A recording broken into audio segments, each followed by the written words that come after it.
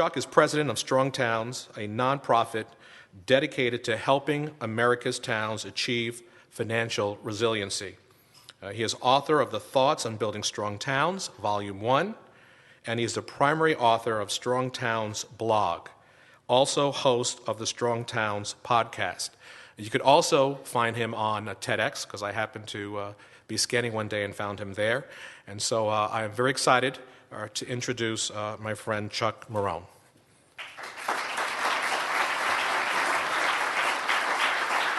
Thank you so much, and thank you for inviting me, and thank you for having me here tonight.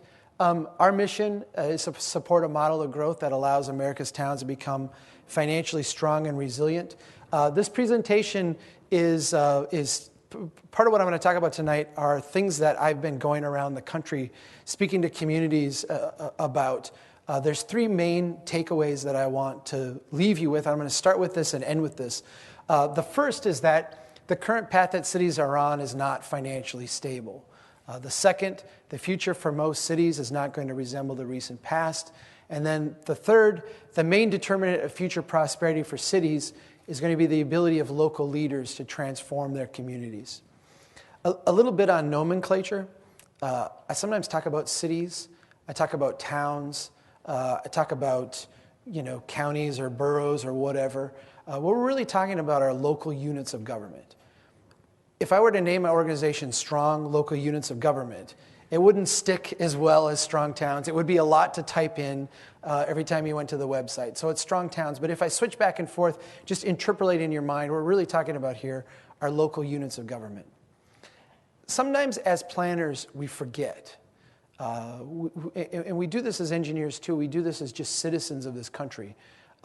We forget the history of building places that came before our great suburban experiment. We sometimes fail to understand that post-World War II, we really started something that had never been done before. Literally, for thousands and thousands of years prior to our great suburban experiment, we built places in a certain way. This is ancient Rome. You could have gone to ancient Greece. You could have gone to the cities of South America or Asia or, the oldest civilizations in the Fertile Crescent. And you would see layouts and design that were very similar. In planning school, we're taught this is because the mode of transportation of the time was walking around. Everything was scaled to be walkable because that's the only way people got any place. And the reason we build cities differently today is because people get around by car. So Chuck, of course it's different. It's important to understand when you look at the layout and the design that predominated human settlement really up until just after World War II. What you're looking at is not something that was designed on the fly. You're not looking at something that was, a part of a planning process. What you're looking at is something that evolved through trial and error, literally over thousands and thousands of years. There were many, many civilizations that sprung up around the globe that didn't survive to the point where they're now ruins, or they're now places that we excavate. But when you look at the places that were, they all have this similar kind of feel to them. You're literally, when we look at our cities today, the cities of this time, we're looking at the culmination of thousands of years of trial and error wisdom. We're looking at the places that survived this, the places that were ultimately resilient. We've started to build places on a much different template now. And we like to pretend we're experts, particularly us in the engineering profession. We teach ourselves traffic engineering and pretend that it has some thousands of year history instead of literally just a blink of the eye little experiment in how we're going to do things. We pretend we know a lot more than we do. But the reality is this is a very young experiment, very young. And we are all, in a sense, the guinea pigs. It's important at this juncture, literally kind of 2 generations into this experiment, for us to stop and ponder and look at what we've created and ask, how is this experiment working? One of the main aspects of this suburban experiment was how we financed it. Prior to World War II, really prior to the Great Depression, growth at the local level was a local concern. If we were going to create jobs, if we were going to create economic development, that was something we did locally. After World War II, we had a different approach. There was the notion that there was a federal and state role to growth. And so what you saw were a lot of investments being made by the federal and state government in things that would create growth locally, sewer systems, water systems, that type of thing. We saw for the first time, the departments of transportation and these enormous investments in highways and highway infrastructure, all under the guise of creating growth at the local level. We started to leverage debt, not just debt at the municipal level, which has been a significant change. In 1950, the average city spent 2% of their budget on debt service. Today, that's over 20% and growing. I've seen cities as high as 60% of their budget being spent on debt service. But even more important than municipal debt, we're really talking about private sector debt. The idea is these investments, whether it's from the federal government, the state government, the DOT, or the private sector, create growth, and that growth gives us tax revenues at the local level. This is kind of city administration 101. This is how all our cities function. This is how we induce the economic growth that Imo is talking about. It's important to understand the transaction that is taking place in this process. It's important to understand the incentives that we have. When the developer comes in and puts in the new development, generally, we as a local government pay very little for that. We might have some staff time, we might have a little bit of upfront costs and upsizing some things, but generally the private sector pays for that. When the federal government comes in with a grant or the DOT comes in with a project, generally, if there's any local matching, it's very nominal. It's a very small part of the cost. So our upfront cost in this suburban experiment for the new growth has been very nominal. But the benefits accrue to us immediately. We get all this new tax base, we get all this new growth in our local economy, all these new jobs, and that creates wealth for us. In exchange, we agree to assume this long-term liability of maintaining these systems that we've been building. If you think about this over multiple life cycles, the only way this transaction makes sense is if one of these two things are true. Either growth is going to continue at ever-accelerating rates. In other words, there's always going to be, another Peter to rob out there to pay the Paul that you promised a generation ago you would sustain. Or the pattern of development, this experiment, this way we've started to build our places, is actually going to generate more wealth and prosperity than it generates in long-term costs. Now, even when we, kind of thought that the first one, it was true, it kind of felt for a while like it was because growth was going gangbusters. I think we understood in the back of our mind that we're not going to grow at these rates forever, ever accelerating rates. Unfortunately, this second assumption is also not true. And this is where for a brief period of time here, this is going to get a slight bit technical. We've gone through and done, and I only have brought 3 examples here today, but we literally have dozens on our website.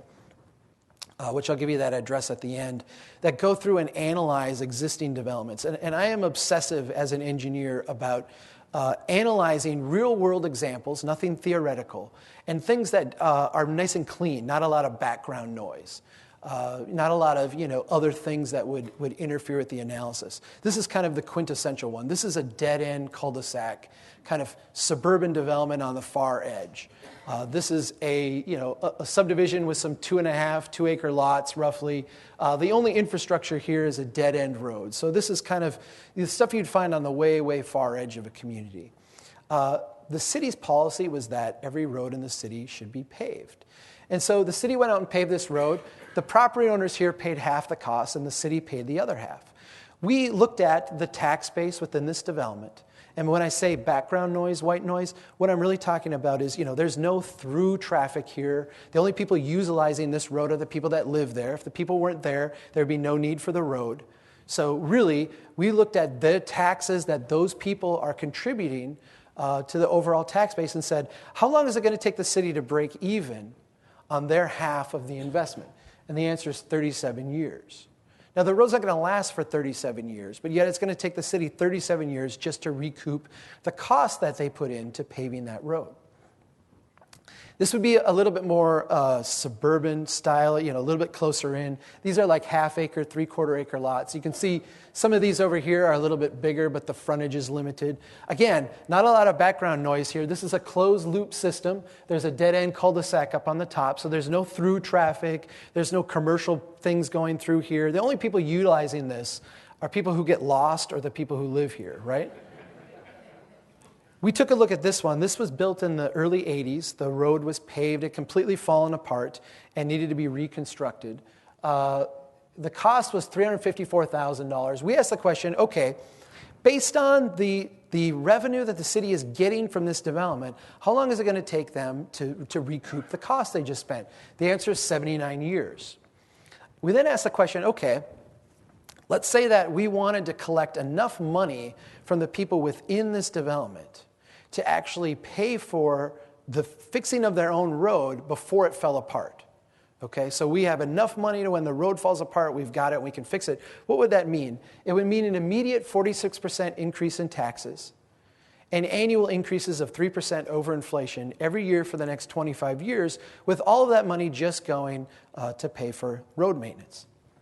Now, sometimes people will argue with me, okay, Chuck, we realize that we lose money on residential property. We make it up on commercial. Commercial's our cash cow. Now, I don't know any corporation that operates where they lose money on 90% of their transactions and they make it up on the last 10. I don't know why a municipal corporation, an incorporated municipality, would seek to operate any differently. But nonetheless, we find the same trends in this experiment as it applies to commercial development as well. This is a business park, kind of the penultimate investment in terms of the return, at least in our minds. This one was built in the mid-1990s, full, wide industrial-sized streets, sewer, water, storm sewer, all the kind of infrastructure that you would need to have a successful business park. It's completely built out, and the city felt this was so successful, they wanted to mirror it, repeat it on property they own just adjacent. So we asked the question, how successful was this? We can take the money, the dollars spent in the mid-90s and bring them forward to today. The cost would be $2.1 million. We can actually go out and measure the amount of private sector investment that's happened. That's $6.6 million. Now, I need to pause here.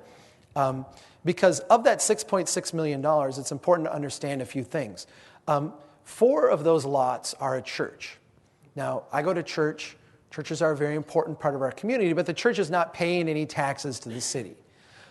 2 of the lots are a school bus maintenance facility. Again, I went to school, my children go to school. Schools are a very important part of a community. They're not paying any taxes to the city either. One of the lots is a county maintenance facility, and one of the lots is a city maintenance facility. Of the remaining lots, the ones that are theoretically private sector tax-paying entities, every single one of them was either sold for $1 and or was given a tax subsidy in order to attract the business there. For the sake of our analysis, we assumed every single lot in the new business park would be built within 12 months without any subsidies, and they would all be full taxpayers. If that were the case, and if every single dime of new revenue was applied to retiring the debt for this project, it would take almost 3 decades, 29 years, for the city to pay off the loan. Now understand, this was being sold to the public as a way, we're going to generate all this growth and it will keep everybody else's taxes down. But for 3 decades, in the most wildly optimistic scenario imaginable, for 3 decades, everybody else's taxes would need to go up to pay for, you don't have to plow roads here, but we got to plow roads, we got to mow ditches, police protection, fire protection, every other service that would be needed. This is what this looks like from a cash flow standpoint. Let's pretend that a developer comes to town and says, I would like to build this new development. I'm not asking for any subsidies. I'm not asking for anything from you. I'm just asking you to approve my new development and for you then to take over the infrastructure as a long-term public maintenance. And most of us would say, wow, this is fantastic. This is exactly the type of transaction we want to have. Some of us even call this public-private partnership. Now, let's say we had seen this strong towns thing, and so we're going to be really prudent. And what we're going to do is we're going to take the money that would normally go towards infrastructure maintenance. we're going to take that when the new revenue from this development comes in, we're just going to pull that amount out and we're going to set it aside.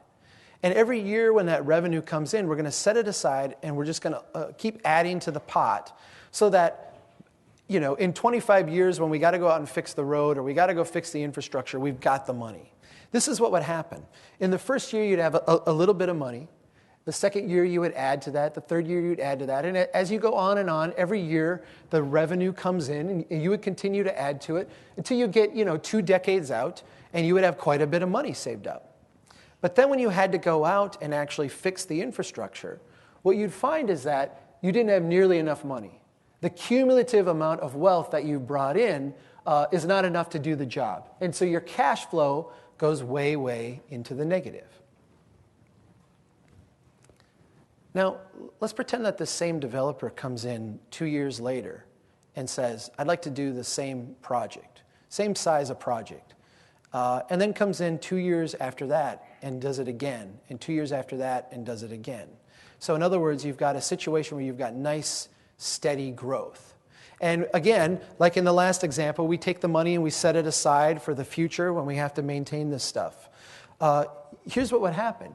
You actually, have the first development come online, then 2 years later, a second development comes online, then in year 5, another one. And as you go out in time, your revenue actually starts to kind of accelerate upwards. You've got all these new developments coming in, you've got all this nice steady growth taking place, and everything's kind of on this upward trend. And then, of course, when we get to year 25 and we actually have to go out and make a repair and do maintenance on that very first project, it's not a big deal. I mean, we got to spend a little bit of money, but we got it. We've got the money. This is what we call the illusion of wealth, okay? Because, of course, we understand that, as you take this further out in the event horizon, when you lose money on every transaction, you don't get to make it up on volume. As you go further and further out, you see that these transactions, when they're all negative transactions at the end of one life cycle, you have this continuous downward pressure on your budget. Now, there's a look of recognition in some of your eyes here. Here's the thing. You look at this, and I started out this conversation by saying, we're very young in this experiment, 60 years. And you could look and say, well, Chuck, by your kind of analysis here, we should have gone broke a long time ago. Why haven't we had to deal with this literally, a generation ago? And the fact is that we did. This is a graph of debt. Now, we're all familiar to one degree or another with the narrative on our national debt. Our national debt is enormous. It's trillions and trillions of dollars. I've had 7 quarters of calculus. I can't explain to you what $1 trillion is.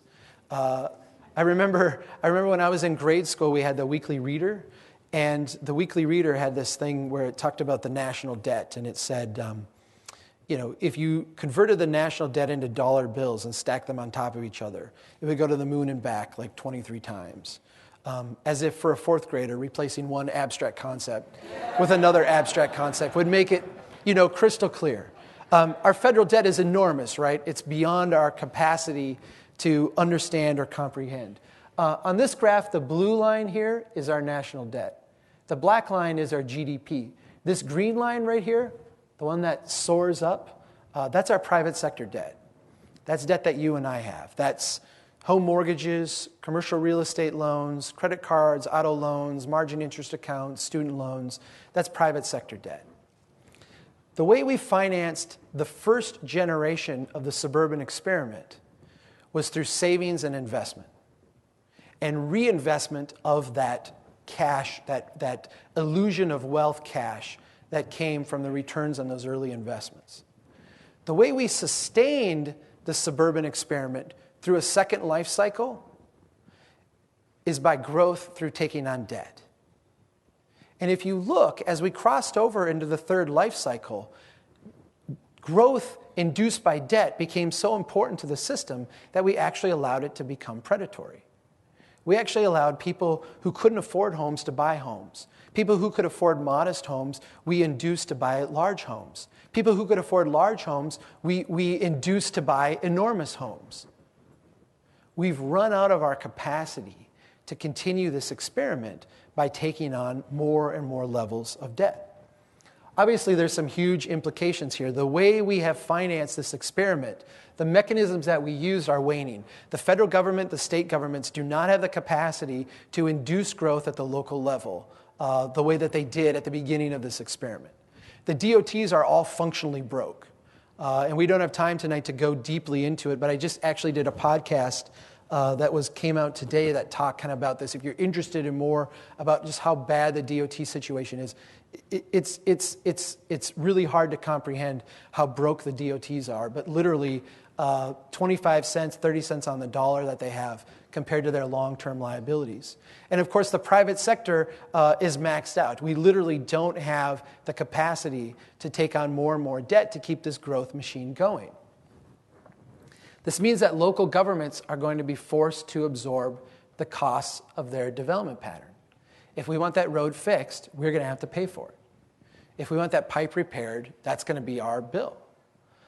If we want that new wastewater treatment plant built, we're going to have to figure out a way to fund that locally. None of this can be done in the current pattern of development without large tax increases and or large cuts in services. Now, I didn't come tonight to tell you what you already know, right? At every level of government, we're having this debate. How big are the tax increases going to be and who's going to pay those? How deep are the service cuts and where are they going to be felt? It's important as planners that we see the third variable in this equation, the third variable being the current pattern of development. As long as we continue to build places that are functionally insolvent, as long as we continue to build places that will cost us more long-term than they'll bring cumulatively in wealth, there is no amount of tax increase and there's no amount of service cut that can fix that problem. We literally have to build our places differently. I had to put this in because I'm going to talk now about some of the things that we can do or we need to start doing to deal with these situations, but I would inevitably, no matter how much time I spent, I would get someone at the end who would stand up and say, Chuck, I'm really upset with you. You've come here and depressed me, and you haven't told us the solution. What is the solution? And, it took me a long time to understand what was actually being asked, because I was hearing the question, but what was being asked was something very different. What was being asked was, Chuck, what can somebody else change about what they're doing so I don't have to change anything that I'm doing? There is no such solution. So what I want to talk about is ways that we can rationally respond to this complex set of circumstances that we find ourselves in. And I always start with this photo here. This is my hometown. This is Brainerd, Minnesota, back in 1905. There's a circus parade going through town. All the people are out. This is my hometown. And this is a pretty great place, right? I mean, you look at this, and this is really nice. The planner side of me really likes it. You've got good segmentation of space, good framing of the public realm. From an architecture standpoint, these are nice buildings. This is a very pleasant place. Understand, today I drove down to Minneapolis-St. Paul to get on a plane. It was 2.5 hours. When these people built this, they were a bunch of literally illiterate hicks in the middle of nowhere. Days' journey from what anyone today would call civilization. Yet they built this place. It's pretty spectacular. Let me ask you some tough questions. How thick was their zoning code? How many code enforcement officials did they have? How many, master plans had they put together? How much tax increment finance subsidy did they use? How many economic development initiatives did they have? You think about all the things that we do today as, a matter of course, as a part of our professional expertise that we bring to bear, the idea that we are, experts in creating wealth and prosperity and building great places. Somehow these people figured it out without any of us. How do they do that? They literally just copied what the people before them did. There was no genius here. There was no, master intelligent person figuring out how to do this. You can literally go to every podunk town across this country, and they were great, spectacular places because they literally copied what worked. They took the knowledge that had accumulated over thousands of years. They used local materials. So, this is going to look different than what Raleigh looked like in 1900 because the materials were different and the local architecture was different, but the layout is going to be the same. They were resilient places. They were places built to endure because they were copying a pattern that had proven to be one that would endure. After 60 years of professional expertise, after 60 years of planners and experts and engineers and zoning codes and everything we've done to create growth, this is what this street looks like today. Literally a wasteland of parking and vacant buildings. And when we sit here today and say, our cities are in this difficult financial situation, our cities are all broke. If you want to understand why our cities are broke, there's $500,000 of infrastructure in that street. Yet, what is our return on that investment? What do we get for that? It's just not good enough, and it's not going to work. If you think about how we built these places, we didn't build them through some master plan. We didn't build them through, going out and doing some huge growth initiative or some huge project that would spawn all this type of ancillary development. We literally built it a little bit at a time. This was the same block back in 1870. Literally, a bunch of pop-up little buildings out in the middle of the woods. This is a billiard hall is written on there. That's a restaurant. I'm sure there was a brothel somewhere down the row here. These are a bunch of loggers in the middle of the woods, popped up some buildings. And the place took, okay? It took. And what happened was, after 30 years, enough of these tiny little investments, everybody working on their own like little bees in a hive, following what they knew intuitively to do, wound up building this pretty darn spectacular place. And you all groaned when I showed you that modern picture. This is what this place actually looked like right after World War II. I mean, that should make you groan. Because what happened was not some master plan. We didn't go in and build a stadium or a convention center and hope that all this stuff flowered in around it. What we did is we went about the hard business of building a place one little tiny increment at a time. And with everybody doing that across a broad framework, we became very, very successful. This is what we've done in the suburban experiment. These are two identical blocks in my hometown. The one on the left we've called Old and Blighted. The one on the right I've called Shiny and New. They're the same in every way. They're on the same highway. They abut the same traditional neighborhood. They're the same exact size, the same amount of public infrastructure. Everything about them is the same, except for the development pattern that's been used. The Old and Blighted block looks like this. It's literally old and blighted. It's the most run-down commercial block in town. You've got the bail bonds, the pawn shop, the barber that will still do the flat top, the whole, kind of low end of the spectrum in terms of development. Now, the Shiny and New block used to look like this. But the city's comprehensive plan and the city's code call for it to be torn down and redeveloped into a style more fitting of the corridor, into this auto-oriented style. This is what the Shiny and New one looks like. It's a drive-through taco joint. Now, understand, the city was so excited to get this taco joint. The planner was ecstatic because, it met all the floor area ratios, it met all the parking ratios, the sign fit the sign standard. The engineer was happy because now there would be no accesses off the highway. The cars could go through really quick. All the accesses would be off the side roads. The environmentalists were happy because the taco joint agreed to put native plantings in the stormwater retention areas. Even the Complete Streets people were happy because they built a sidewalk through here for the theoretical bike, The sidewalk ends right here. But you've got potential, I guess. So everybody was thrilled. This is exactly what the city's plans call for. Redevelopment of blighted areas into something more productive, okay? Here's the problem nobody stopped to look at. When you look at that old and blighted block, it has a total value of $1.1 million. When you look at that shiny and new block, the same area, the same neighborhood, the same highway, the same amount of long-term public liability in terms of infrastructure maintenance, it has a total value of $803,000. Okay? The old and blighted block is 42% more valuable. Now, stop and look at this for a sec. How much worse could this get? You know? If we had an active strategy to make that worse, how much worse could it get? It really couldn't. Look at this. You know, that taco joint, that's like on its wedding day, right? I mean, it's all downhill from this point on. I mean, we know 30 years from now what that's going to be, right?